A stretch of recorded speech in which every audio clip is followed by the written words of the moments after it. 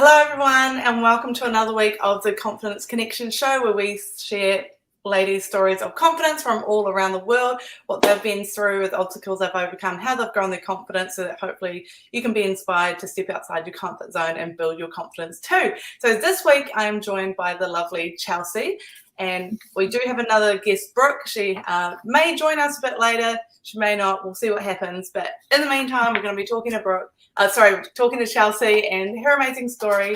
So she works with her mum, which is really cool. So she has traveled the world as an executive business coach under another company. She then decided to start TCNA, which is Tess Cox and Associates. And her mum started that in 2013, and then Chelsea joined in 2017. She found herself energized by people's stories, and with all of the connections made, she wanted to continue forward and grow in her own business. Chelsea joined after a decade of running many hotels, mainly in New York City, and was in desperate need of a change of pace. Together, her and her mum continue to grow the business year after year and offer one-on-one coaching, team training, and business consulting to numerous industries, including agribusiness, hospitality, technology, legislative, and more. So they're a mother-daughter-led team, they're leadership coaches, and a consulting firm. Yeah. So she's coming to us all the way from the USA, which excited to have you here. Thank you for taking time out of your Sunday afternoon to be with us. So do you want to explain a little bit more about the business background and who you are and your background in hospitality and stuff? Yeah, absolutely. And thank you so much for having me. As I think about my journey and thinking about, encouraging women with their confidence, I've kind of separated my own journey into three editions, if you will. The first couple decades of my life, I was a competitive gymnast and competed through college. So that really set up my mindset and my foundation for really how I was going to live and manage myself for the rest of my years so far. After I graduated college, I moved into working in hotels where I worked. I'm based here in Los Angeles now, and that's where I started my career working in hotels, and then spent several years in New York City running big operations, luxury and lifestyle hotels. Moved down to Nashville for a year as well, and ran a bed and breakfast. And then the last 5 years, I stepped out of the day-to-day operation and joined my mom, Tess Cox. And we are doing leadership coaching and consulting with teams as well. And I couldn't be more grateful for where my journey has led me to today. That's so awesome. I love, you said that you're an athlete, but I love that you're a gymnast. That's like most people, that's my favorite thing to watch at the Olympics. So I've been watching all the... Put on a good show this year. Oh, yeah, for sure. I think it really highlighted the competitiveness of gymnastics. I can't even remember. There was that movie when I was younger that was really big. What was it called? I can't remember, but it was about gymnastics and the world, the competitiveness of it. I was like, oh my gosh, this is crazy. Yeah, it really is. And it has, it built my confidence though from an early age. I was 4 years old when I decided I wanted to be a competitive gymnast. So that was just innately within me. And then it's built my confidence. Yeah. Oh, that's so awesome. I'm glad that you're exposed to that at an early age. I did dance. I did jazz dance for 12 years. And I feel like that helped me too. Like being thrown onto a stage at 5 years old. It's like, yeah, totally. Yeah, put yourself out there. Right up, right? Yeah. And obviously for you, but this gymnastics, having to trust yourself and trust your body to do these really intense, complicated things. Yeah. It does build your confidence because you're putting so much trust in yourself that, you can be seriously injured if you get anything wrong. Yeah, you have to, everything works together, really. Yeah. So what made you want to work with your mum in business, and how's it helped or hindered you in your relationship with her and your relationship with business in general? Yeah, well, what I saw her doing was making such a huge impact in people's lives, and really helping people in business and helping people learn to communicate and build their confidence to really lead themselves, be the leader of themselves. And at the same time, she was also creating this life that was really meaningful. And I had always put work, at the forefront of everything. And whether it was being an athlete or in the day-to-day operations of hotels. So I decided to kind of, create life first and then back into all of the work. And so it's really been inspiring because we both have that mentality. And so it's been really encouraging, and it's grown our relationship a lot. And I'm really grateful for the opportunity. She had already set the foundation, so it was really easy to come in and come alongside and be a partner to her. Yeah. Oh, that's so cool. I love that you're inspired by her. That's so cool. Isn't it great having, positive motherly role or parental role models? Because I think a lot of the personal development work I do, you see so much, and it's nothing. I just feel like maybe it's just me or this generation is more aware of personal development and working on yourself and making big changes in the world. And I think it's amazing that you got to grow up with that. That it's like, I can't wait till when I have kids and they can grow up. Hopefully, I can inspire my kids like your mum's inspired you. That's, Absolutely. Yeah, all of that passed down for sure. Yeah, and I see that Brooke has joined us. So hi, Brooke. We'll talk to you after we've talked to Chelsea, just so everyone knows. Brooke's joined us, yay. So but next, Chelsea, so what was the biggest lesson you've learned through working with your mum, or something you might not have realised about your mum if you hadn't worked with her? Well, I think it's mainly about our personality preferences and our differences. And she is a visionary, and she's always coming up with new ideas, and she thinks really big, and nothing is ever, unattainable for her, which I really admire. And I do enjoy that visionary process. Of course, I'm always interested in building for the future, but I'm really detail oriented.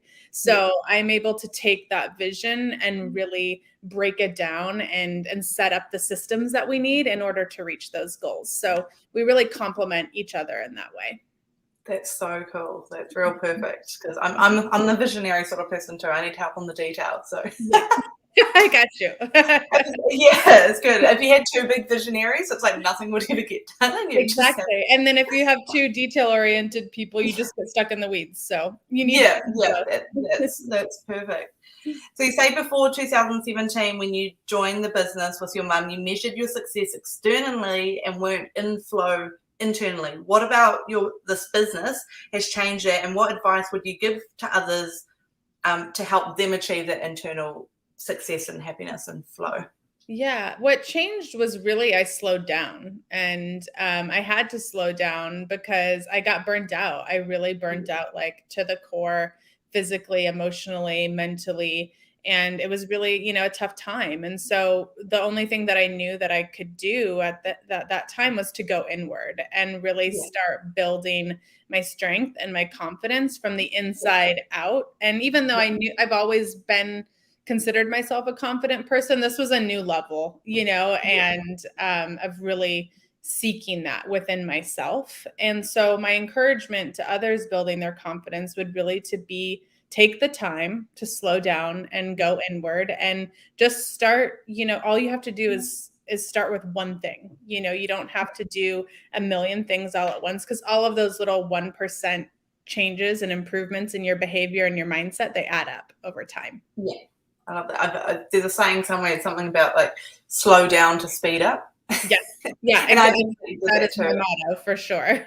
Yeah, like I totally burnt myself out too. Which I think we do now, young. I'm not sure how you are, but like for me, mid-20s, like just go, get it all done. I think we look at the success, that people later on in life have, and we're like, we need to get this now. Like, you just push yourself to be successful and get all the things, and you're like, wow, I actually need to slow down, or am going to it's all about that, creating that sustainable energy, because if it's sustainable, then whatever you're experiencing right now is going to be temperamental, And I think working smarter, not harder.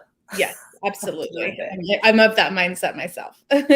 Yeah, I definitely had to learn that after working myself harder. I was like, if I just do more, then it's like, well, you've only got 24 hours in a day, so and now you're exhausted, and maybe you've done more, but now you can't do as much tomorrow or the next day. Exactly. Right? Yeah, exactly. So you say your biggest life lesson was running an Airbnb for a year. So tell us about that and the lessons you walked away with from that Airbnb experience, because that sounded a bit interesting. Yeah, well, it was a bed and breakfast actually, and it was in Nashville. And the biggest lesson I think that I learned was letting go and releasing the attachment to specific outcomes. Because my husband now, but he was my fiance at the time, we moved from New York City to Nashville to open the bed and breakfast, and we took a really big risk. And the idea was that we would continue to work with this group of people, and we would open more bed and breakfasts, and throughout different parts of the U.S. And ultimately, we were not aligned in our business practices or our mindsets, and so things started to break down pretty quickly.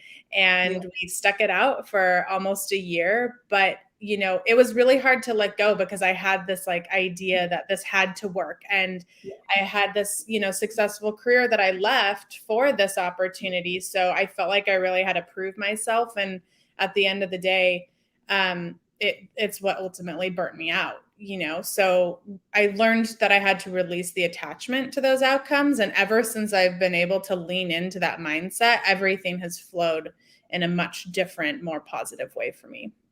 Yeah. Yeah. And that was right before you joined the business with your mum, right? Yeah, exactly. So we left Nashville and came back to my hometown in Los Angeles. Yeah. So isn't that crazy? Because, say you didn't start that bed and breakfast, if you'd gone on to some other part of your career, you might not be working with your mum today. So, I think it's good for people to realize that even though you feel like you're never failing, there's always a lesson to be learned. It's always taking you in the right direction to where you need to go. Absolutely. So, yeah. And I'm sure you've learned through that, you can now help others so that they avoid that burnout, because you're like, I've been there, I know what it feels like. Totally. Here's what not to that's do. That's one of the top things we coach people on, and I encourage people in my daily life is to really implement behaviors to prevent that burnout and support them in overcoming it if they're experiencing it. Yeah, that's so great. So I think that's so important for everyone that's listening, that, if you're stuck in something that doesn't feel like you're just grinding to make it work because you think that's the right thing because you're committed to this or it has to work. Right. Just know that there's lessons in everything. Even if it doesn't work out, you haven't failed. It's just a lesson to help you move on to the next thing. Absolutely. Absolutely. Yeah. So you also used to be a competitive athlete, which I now know was a gymnast. So what sport do you play? Gymnast. And so how did that experience build your confidence? Tell us more about that part of your life. Yeah, it built my confidence mainly in that mind and body connection, and really being able to trust that they were working together. And even as a young athlete, I might not have put those two things together in that way. But now as I reflect back, they really were strengthening each other. And, I'm of the belief that the mind and body and soul all work together, right? So it really helped to build my confidence in that way. And then it also, as it's a very competitive sport and it's an individual sport, even though you have a team, so I really leaned into creating those relationships with my teammates, and we all fed each other confidence through, there's a lot of cheering for one another and encouraging one another. And so that confidence really, is felt throughout the gym at all times. You're always wanting one another to do well, even if you are competing against each other, which is an interesting concept. So, and that really, I still have a lot of teammates that I'm friends with, and we always say that being gymnasts prepared us for anything, motherhood. I became a mother last year. I feel like, being a gymnast helped me prepare for all of that. And so it's kind of a running joke in the gymnast world that we can handle anything because we were gymnasts. Yeah, that's so cool. And I was going to ask that, that competitive, because you're all friends, but you're competing against one another, how you overcome that, but you're all support. If there's something that you're going for and only one or two people get it, you're all very supportive, not catty. Yeah, it can be, but thankfully, I had really positive experiences within my teams, and everything, when you're growing up too, is based on age. So, even if you're only a year different than somebody, you're not technically competing against them in all competitions. So, but it's a really beautiful sport and I'm sure you could, a lot of people saw in the Olympics of how supportive everybody was of one another. So that was really encouraging to see as well. Yeah, I think there was a lot this Olympics. I think especially because there wasn't, it was so hard to get there because they had to wait an extra year. Like I know I've got family members who are in the hockey, and Oh, I think wow. last year one of them, the sisters, last year one of them qualified for the Olympics last year and the other one didn't. And then this year it's like the other one qualified and then that one didn't. So it's like, Oh, wow. it's just crazy how just, so much in the world of sport can change in just 1 year. Absolutely. And you're relying on your body to stay confident, right? And Yeah. your mind as well. Yeah. And I think they fought so hard, the extra year to be there. And then it's like you still didn't know if it was going to be on, if you could get there, then your family and friends couldn't be there. So I just love that once they were there, everyone was just so supportive of, like, across all the sports. I was watching it, where like they were hugging each other, like, oh, good on you, you got the gold, like, go you, because they didn't have anyone else to cheer them on apart from their coaches, Yeah, it's gorgeous. Really cool to see. Yeah. Well, thank you so much for chatting. I will bring Brooke on now, and then I'm going to talk to her about her story, and then at the end I'll bring you both on for some more quick fire questions around the topic of confidence. So thanks so much for chatting, and I'll thanks, Bronte. to the back and bring Brooke and talk to you. Should I just stay like this? I don't need to do anything? No, I'll just send you to the back and bring Brooke on. Okay, sounds good. Hello, Brooke. Hello, good morning. How are you? It's morning here in Australia. Yeah, no, I'm in New Zealand, so it's morning too. I just good morning. Yeah, good morning to you too. I just got a bit more of a sleep in than you did. Oh yeah, it was a little bit of an early rise, and technical difficulties never the best way to start the morning. Always the way. Yeah, no, I've just swapped computers so that I can get over my technical difficulties with doing this. But exactly the same what happened. I went to log into my Mac and it's like, yeah, let's just not have any audio. And I'm like, oh my god, what have we do? Well, thank you so much for being here and jumping on despite all the difficulties and how early it is. So whereabouts? You're in Melbourne, so is it 7:30? Yep, just about 7:30 now. Yeah, oh, not too bad, because I know in Western Australia it's like even earlier. So yes, exactly. And are you in lockdown currently, or you're out of lockdown again? Yeah, so it's hard to track. Yeah, been back in again. So we're on to our just about our second week now, with the possibility of that extending as well. So it's pretty much deja vu now. I know. I saw a meme on Instagram. It's like a video thing in the sky. It's like, yeah, Melbourne might have a snap opening soon. Well, that's pretty much what it comes down now. Like the last lockdown, we were open for I think 2 weeks, and then literally within 3 hours we were locked down again. So they announced at 5 o'clock for an 8 o'clock lockdown. So definitely through everyone. So like as myself as a agency owner, I just had to jump online, fix all my clients' work, because within hours everything changed. Yeah, it's just crazy. But anyway, I'll introduce you to everyone. So this is Brooke Lennon. She's a young Melbourne entrepreneur. She's a creative director. She began Zanzibar Social. I love that name. That's cool. Which is a boutique digital agency based in Melbourne, Australia. Its focus is to help small and medium-sized businesses with their brand strategy, content creation, and digital advertising needs. Its founding was not the most conventional. There wasn't any business planning, engaging with investors, or even a very large financial startup cost, which is awesome. Shows that anyone can start a business. Creative director Brooke was a 20-year-old second-year digital advertising and public relations university student at Swinburne University, struggling with the possibility of leaving uni with no industry experience. Gone were the days of networking events, volunteering for events, or even just getting to know how the industry worked. It was a choice of fighting for a handful of international virtual internships. Brooke, like many, began to freelance, marketing herself on Facebook pages, reaching out to local businesses and family and friends with a small online following. Zanzibar Social began. It has a focus on helping business owners by taking care of their creative and strategic needs so they can focus on running their business at its full potential, guiding its clients through the minefields of modern business, helping them thrive in a fast-changing world, and doing so leveraging each company's unique strengths to build a personalized roadmap to success. Whew, that's a lot. That's so cool. So thanks for joining us. So do you want to tell us a bit more about your background, a bit about why you started your business, its name, how it came to be Zanzibar, because that's such an awesome name. It's so fun. And a bit about you. Yeah, perfect. My name's Brooke. So I'm now a third year university student. Yeah. I started my business pretty much by chance. So I've always been very business orientated. So I've always had an interest in social media, marketing, digital advertisements, and always kind of been at the forefront, even at a very young age. Like I decided what I wanted to do for uni when I was like 16. I'm like, yep, this is for me. I've always been known to, put out spot fires or always try and, defuse situations. And then once I found out PR, I was like, oh my God, that's literally what I can do for a job. Like it's about building connections and like that I could literally do that as a career. And I've always had an interest in social media and marketing and, the way that the media portrays certain things and the influence that the media can have on, buyer consumption. So then I found out there's literally, again, a whole degree that you can learn about that. And my university is a real forefront for, up running and, current trends rather than that limited mindset of like what marketing was. It's very current of what the new trends are and being aware of that.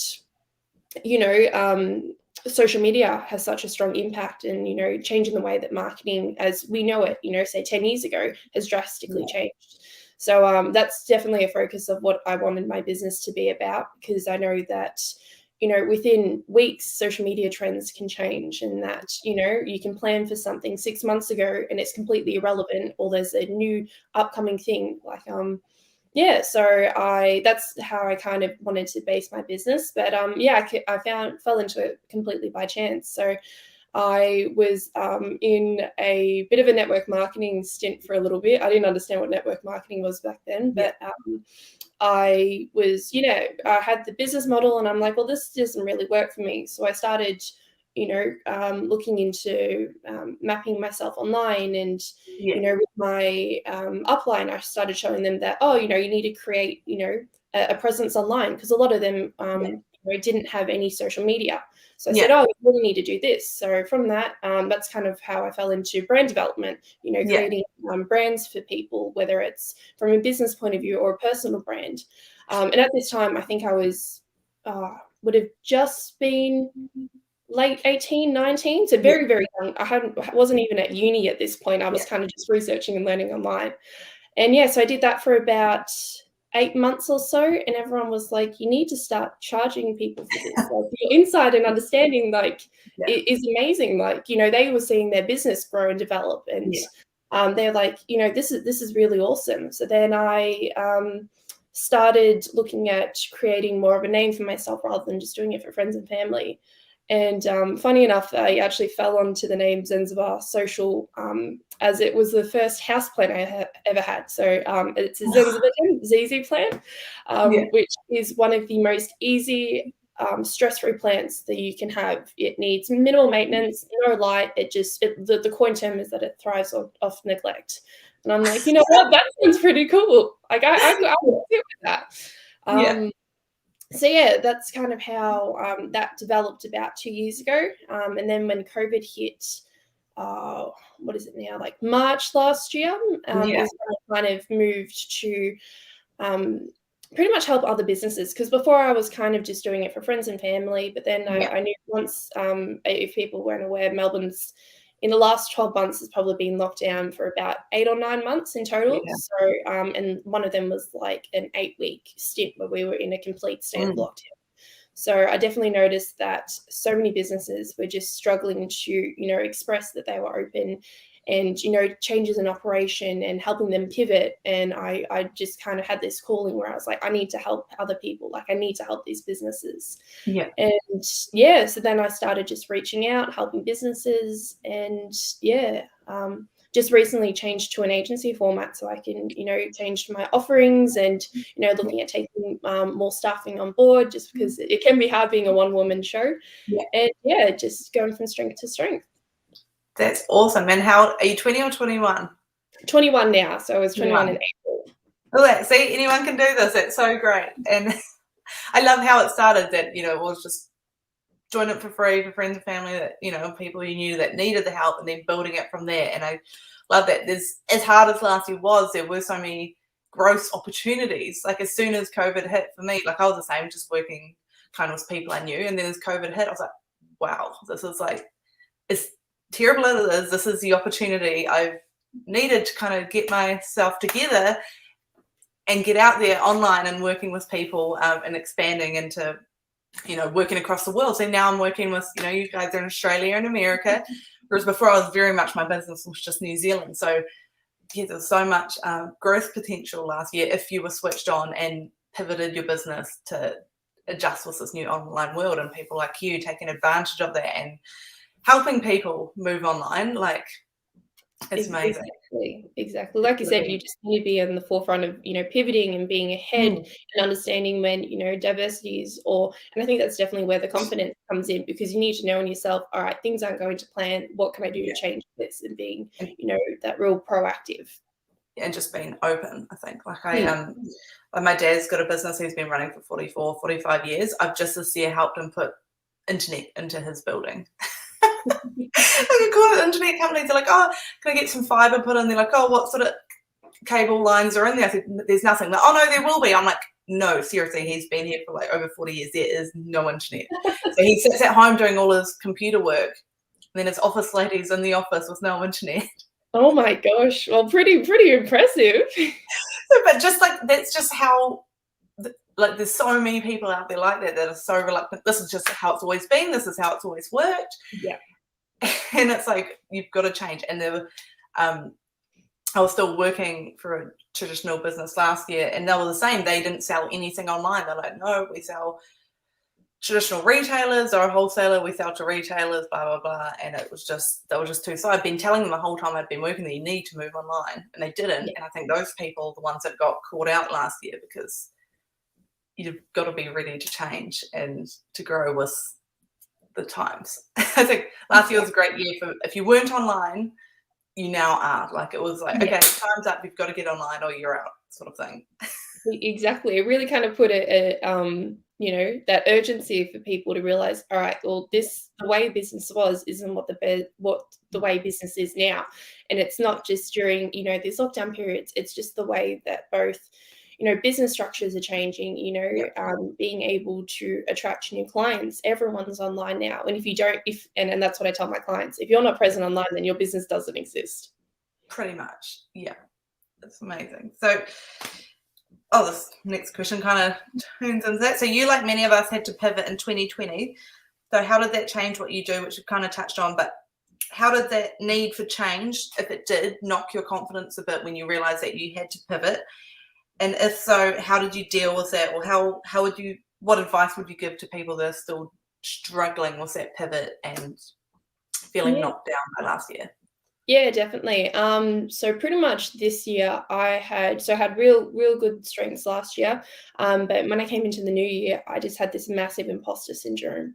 I just felt like I was just, the off comments of friends and family of that, you're quite confident in the fact that you're, charging businesses and, you're, doing this for a living. Like that's pretty, strong of you.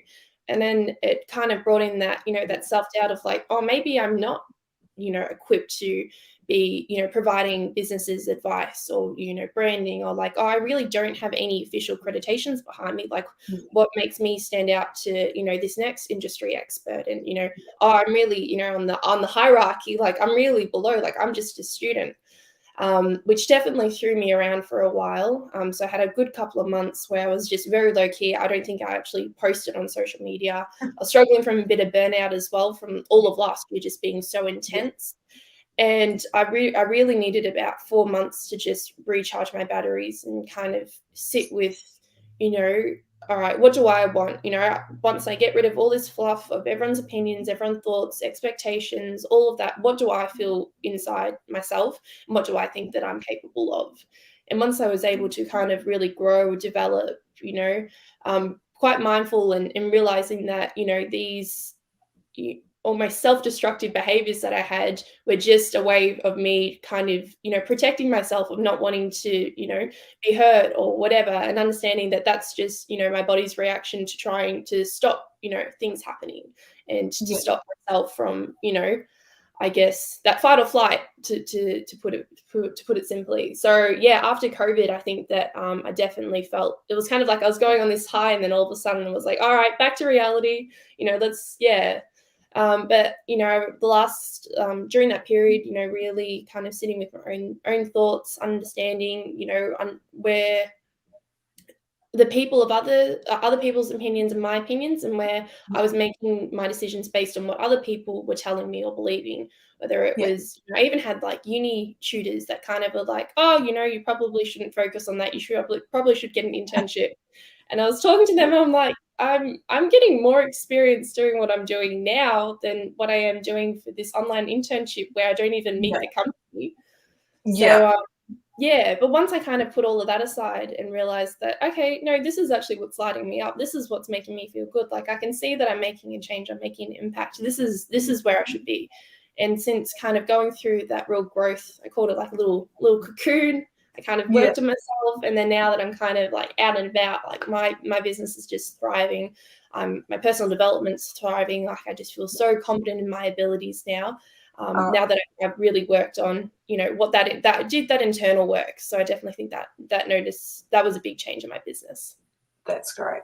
And I think, a lot of people haven't done that internal work. People older you at uni around you, they just don't see. They think you're so young, which, you know, leads me into that, you know, you're 21. Most people would say you've achieved a lot for your age, but also they're like, don't want you to achieve too much because then that makes them look like, oh, crap, I haven't done as much as she has. But how do you build the confidence to put yourself out there so young and go up against all those opinions trying to bring you down? Because it definitely was hard. And I think when I kind of went through my little cocoon stage, I just, you know, wasn't surrounding myself with the best people. I had a lot of people that kind of had that real limited mindset. You know, again, being at the time, you know, 2021, everyone kind of has different priorities. So I found that, you know, I wasn't aligning myself with people that kind of had that growth mindset, and it was a real, you know, consumption, short-term mindset. So that was definitely like the people I was surrounding myself with. Not that there was anything bad with that, but I was kind of just going on a different journey. So supporting myself with people, very like-minded people. So I kind of joined a business membership. So, you know, just having that accountability of calls and coaching and, you know, being surrounded with like-minded people, which was Australian based. And that was the best thing I ever did. As well as, you know, realizing who I was taking advice and direction from, and, you know, advice and criticism from, and kind of realizing that some people were giving advice or giving criticism, but that came from no place. Like there was, I wouldn't take anything else from them. So why was I taking these, you know, offhanded comments or this negative energy that they were putting out? So once I kind of, you know, depersonalized and realized, all right, sometimes it's just people are making comments or putting, you know, these little boxes around people purely because of their own, you know, thoughts and mindsets, and how it's not actually about me, but it's about, you know, them projecting those feelings onto me. And once I kind of took a step back from that, I definitely noticed a difference. That in, you know, actually seeing myself as an industry figure, I think that definitely boosted my confidence, because it wasn't coming from, you know, this Brooke, you know, she's a uni student, like she just kind of helps people out with their business. But, you know, this is Brooke. She owns a digital agency, you know, she has 2 years experience, you know, she has a real, taking what I thought were my weaknesses, you know, being young, being, you know, still learning, like those I now see as all my strengths. You know, I come from a younger mindset, you know, I know how to directly attract those millennials, like the buying habits. I know because that's what I'm doing. I talk to my friends, this is how they're buying. And, you know, a lot of my businesses that I've worked with and brands have all kind of said, all right, well, what's working for you? Like, how do I get to that ideal client? I can say, well, this is what I would do to buy. This is how I know it will work. And coming from, you know, that younger point of view, because a lot of marketing experts and, you know, brand developments come from that, you know, more senior corporate side of things, but they could be completely disengaged with their ideal client. Yeah, that's so cool. I love what you said about, you know, choosing who you take advice from. Like, you should never take advice from someone that isn't in a position that you want to be in. Yeah, exactly. They're not actually qualified to give you advice because they're not in the position that you're working towards. And also what you said about investing in business coaching and stuff, which is so important too. I think people don't realize how important that is. Like, you're the average of the 5 people you spend the most time with. So, you know, being around all your uni friend stuff, that's fine. But they're not in the position you want to be in. They're all still students. They're choosing to surround yourself by a coaching community of people that are where you want to be is really smart, because that helps you on your journey towards going where you want to go. So I think people need to, even if you, for those listening, if you're not where you want to be, but you have an idea of where you want to go, it's just getting into that community, whether it's paid or free, virtual or in person, just finding the community of where you want to be, surrounding yourself with those people as much as you can. Exactly. And it's something that, I've really kind of been proactive in, trying to find my little tribe, my little community, that little, that group of people that I can surround myself. Like I said, you become an average of the 5 people that you spend your time with, and trying to find those key people that, will raise you up and, provide insight to stuff that you wouldn't consider, or just a different mind frame. And I think that's really important. And, trying to find that can be hard, especially I found myself, it's hard to find, uni business owners and people that kind of want to have, that growth mindset rather than, that in and now mindset. I think that I always get told, oh, wow, you're going through like your development in your 30s at 21. And I'm like, yeah, it's very lonely. But, and of course, the obvious question people would want to know is, how do you juggle business with university at the same time? Yeah, look, it can be a bit challenging at times, especially when, I've got client work that I'm dealing with. I'm also working a 9 to 5, 3 days a week as well. So just to kind of, make it a little bit harder. I am the marketing coordinator for that business. So it is, marketing orientated and whatnot. But it does, keep me on my toes. But, I find that letting my university lecturers know what I do has definitely helped, because they kind of know that I might, ask them more questions. And they're actually a really good resource as well. I can't believe I didn't do this my first year, is ask advice and opinions. And, because they're in the profession, like they've got all this experience behind me. So yeah, getting mentorships from my tutors have been really good. But time management is like my best thing. So having a really strong schedule, knowing the days that I dedicate to uni, knowing the days I dedicate to my clients, and everything else in between. Pretty much everything is scheduled on my Google Calendar, like to the T. Yeah, that's so cool. And what would you say to those people who don't believe in you because you're young and you don't have enough experience? Like, what do you say to those people when they try to bring you down? Well, before I used to take it, like I said, very much to heart. I was like, oh, okay, that's fine. Like I would completely downplay my accomplishments and really kind of put myself to being quite small to suit, the egos and needs of other people. Like people used to call it like, oh, your little side project, or like, really dismissive of it, which everyone that knows that has a startup or a small business or whatever, like it just boils you, because you're like, no, this is going to be more, just you wait. So now I kind of come from the point of view of like, oh, no, this is going to be something more, like this is what I've done. I think the biggest one, especially for uni teachers that kind of are like, oh, you've just freelanced. And I'm like, oh, well, actually, no, I've got, nearly two years experience in the industry without leaving. And, I've had job opportunities. I've worked with all these clients. Like I showed, for a uni assignment, we had to put together a professional resume. And my tutor was so impressed that I actually had so much experience. And he's like, how did you do this? And then I kind of just said, I've been doing this since I've started uni. Like I've been working with brands, I've been doing this. Because he just said, my business philosophy was really quite prominent. He's like, oh, normally people like, oh, I want to get a job or I want to do this. But, my founding and my beliefs is more like, how can I help businesses? Like I want to help businesses pivot and show up online and, be the most authentic version of themselves with, make brands better. Pretty much. And so now that I'm coming from that point of view of like, knowing my business philosophy, knowing where I want to go, having that drive, that fire inside me, I think people now are questioning it less because I'm showing up as my true authentic version of myself, which is, Yeah. it kind of radiates a different energy. So It once you definitely. kind of get out of that small mindset to kind of like this, I'm owning this, like this is mine, that inner confidence like really starts to push other people, like those, offhanded comments they kind of keep to themselves. So, just shine people off with your success pretty much. Yeah, exactly. Yeah, that's so cool.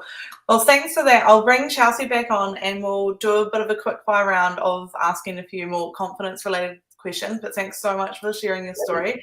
Hope everyone's learned a lot from both Chelsea and Brooke. But all right, I'll start with Chelsea with the questions and then I'll ask you, Brooke. So, Chelsea, what does confidence mean to you? What does it mean to be confident? Yeah, confidence to me means believing in your capabilities, even if you don't know exactly how to execute everything at the time. And that really starts with, being intentional, having intentional behaviors and taking action, and then trusting that the outcomes you experience are meant for you. Love that. And you, Brooke, what does confidence mean to you? Confidence is just showing up as your most true, authentic version of yourself, knowing what lights you up inside and feeling that, that inner energy and that inner drive and letting that shine. Yeah, I love both those answers. So, Chelsea, do you have any favorite books or podcast recommendations that might help people, like in terms of personal development or building your confidence? Yeah, I listen to a lot of podcasts and read a lot of books, but a couple that stand out to me. I love the modern day poet Young Pueblo. He writes about inward connection and clarity as well. And they're just short poems, but they're really powerful. And so it's something that you can pick up at any time of the day and just be encouraged by and gain confidence. And podcast wise, I really love Jay Shetty's On Purpose podcast. He's one of my faves, and I like him as an author as well. Yeah, no, his book, I read his book at the start of the year and that like just set the tone for my whole year. I read it at the beginning of the year too. So. Yeah, I find the book that I read at the start of the year kind of sets up my tone for the whole year, and that definitely. That's a perfect one for that. Yeah. Yeah. Okay, and what about you, Brooke? Have you got any favorite books or podcasts? Yeah, at the moment I'm reading a book called Chasing the. I've actually got it beside me, to be honest. Chasing the Bright Side by Jess Erikstrom, I think. One of my good friends gave it to me for my birthday after we had a conversation about pretty much when I was going through that inner work and that self-doubt and questioning. And he gave it to me for my birthday and was like, I reckon this is exactly what you need. Like, I think, I can see you doing all this inner work. I think this is exactly what you need to hear at the moment. And it was so true. Like, it just really, made me realize what the type of life I wanted to live and the type of, inner work that I was doing and how, this is what I'm doing for the future and my development, both business-wise, personal development-wise. And I've been really, really enjoying that because it really kind of drove in my purpose and, creating the life that I wanted. So I'm very, very grateful for that. So yeah, that's a good book. So awesome. I have a couple of friends that is the same, like for birthdays, we give each other books that kind of speak to the moment. I think that is so thoughtful when you can pick something that someone really needs to hear right now and you can give to someone something that I think books are so powerful and they're like the best gift you can give to someone. 100%.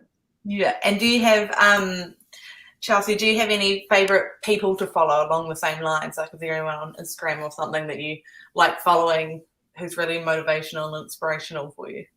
Yeah, there's a couple women that stand out to me specifically because they are both athletes and business owners, entrepreneurs, building businesses.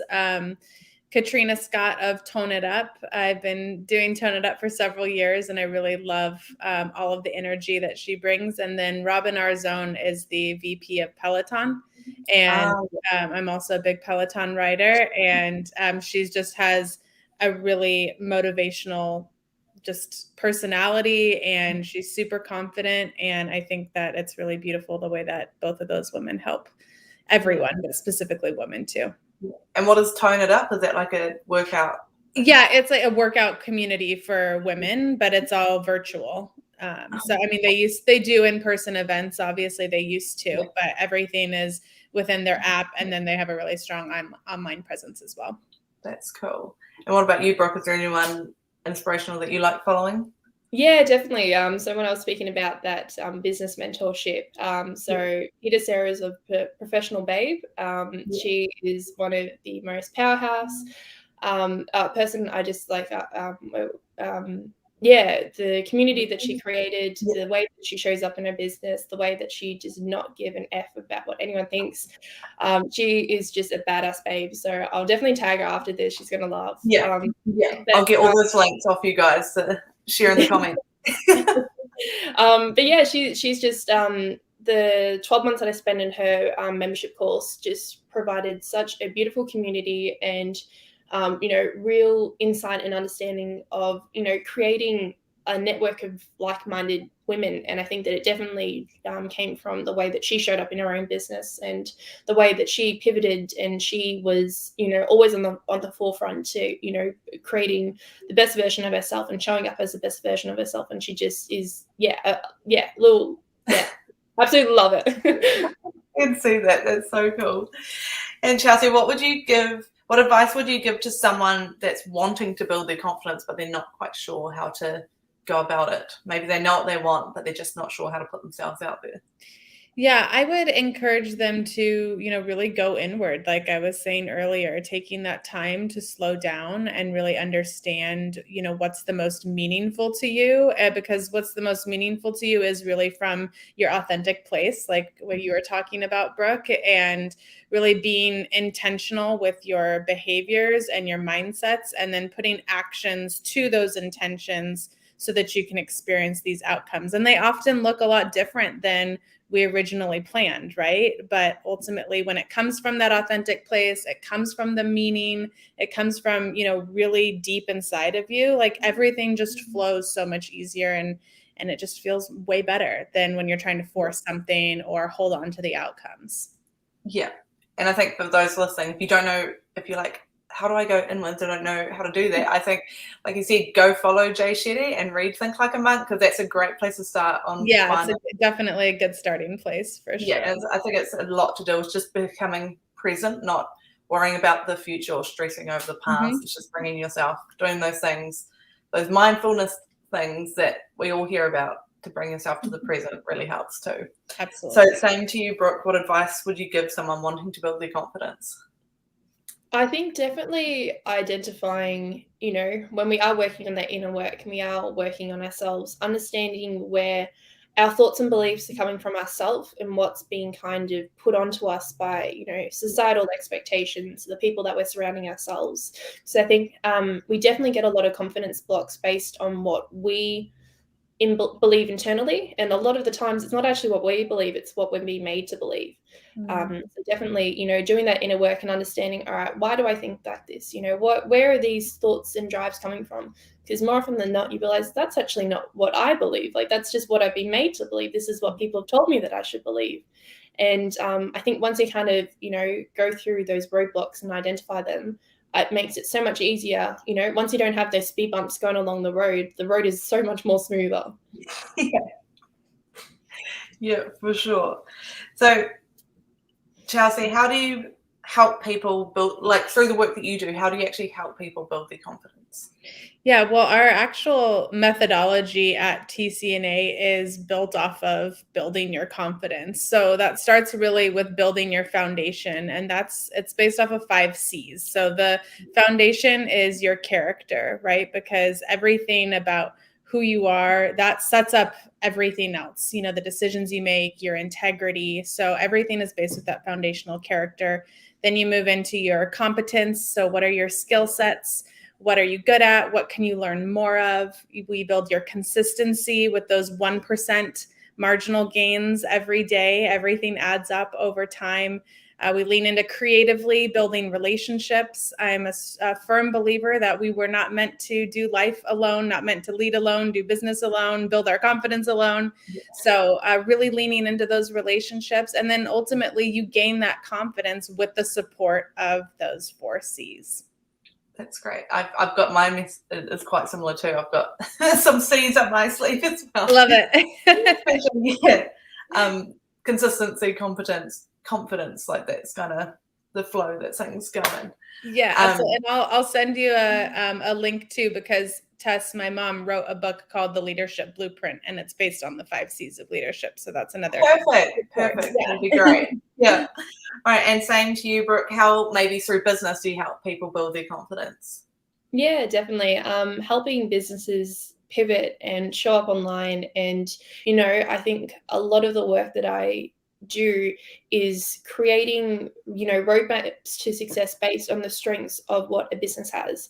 So, having a good business isn't about having a product. It's the way that you show up as your authentic self. It's putting your personal brand inside a business and showing that people, connect to your items or connect to you as a person.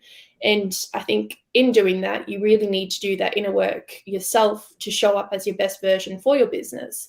So I think that, building that confidence and building that ability, even just, when you start showing up online and then businesses can say, oh my God, like this is actually working. Like I'm getting revenue, I'm getting clients, I'm getting people, like this is actually working. I think that that definitely puts more confidence in their business abilities because, they're changing the way they're investing in themselves and their business is growing from that. So I definitely think that there's a level of confidence and inner work that works when doing that. Yeah, that's so cool. So Chelsea, how can people find you and connect with you? I'll put the links up afterwards, but what's your favorite platform to hang out on? Yeah, LinkedIn and Instagram is where we live most. So I'm at Chelsea Cox Gillman and then at Coach Tess Cox and Associates as well. Great. And same to you, Brooke? Yeah, so you can find me at Zanzibar Social on Instagram. You can also find me on LinkedIn, and we've got a website as well if you're looking at doing any client work with us. That's so cool. So have you got any best advice you've been given or a favorite quote that you like to live your life by? For me? Yeah, sorry. I love the quote, life is a process, not a result. My mom wrote that to me when I was growing up in my lunch. Like she used to leave me notes from time to time. And like I was in like 4th grade, and obviously it's kind of like a big quote for a 4th grader, but it stuck with me and I still live by that for sure. And that just requires that slowing down to really trust that those results are going to be what's meant for me most. And I encourage other people to take that mindset on as well. That's great. And you, Brooke? Probably would be to just be your most authentic self and to show up as that person every day and follow what life puts in front of you. Because when you're living an authentic life, it's amazing the opportunities that show up, whether, like Chelsea, things don't go the way you expect. But if you're, really present and you're really living that, your most authentic self, opportunities just arise and, things just have a way of working itself out. So definitely would be, live your authentic life. Yeah. I think too, be open to opportunities because opportunities come by us all the time and you can be so set like Chelsea was on the B&B, like if this is what I have to do, then you're not open to those opportunities. So I think it's important too to let yourself be open. If something presents itself, it is okay to slightly change. Exactly. And okay, so before we go, do you have any final advice or any final words you want to share, Chelsea, before we go? I want to encourage, every woman that she is worthy, that you are worthy of everything that you desire. And I think that that's really overlooked sometimes, that worthiness piece. So my advice is just to really believe that you're worthy. And if you don't feel that way, then it is time to pick up the books of going inward and really learning more about who you are as your authentic self, to really trust in yourself and believe your worthiness. Awesome. And same to you, Brooke?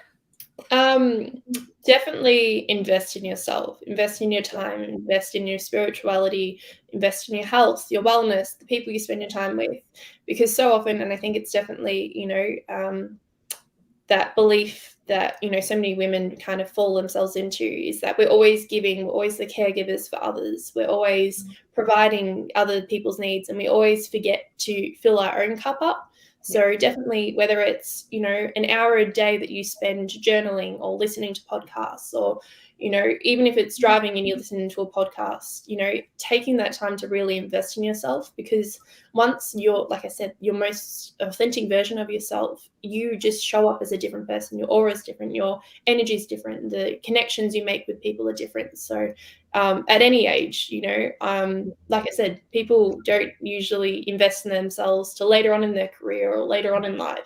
But I think it definitely starts at, you know, when you're making those big life decisions. And, you know, going to uni is a massive life decision. I don't understand why we don't spend more time investing on what we actually want, because, you know, we are so young, you know, 18, like making, you know, being at university, like graduating at university at 21, 22, like that's monumental stages. So invest in yourself early on.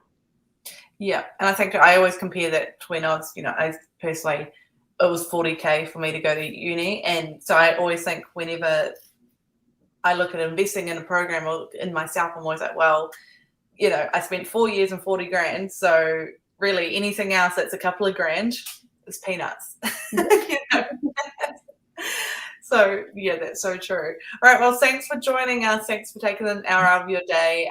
Thank you, ladies. Thank you so much. And thank you everyone for watching, and I'll see you all next time. Thanks.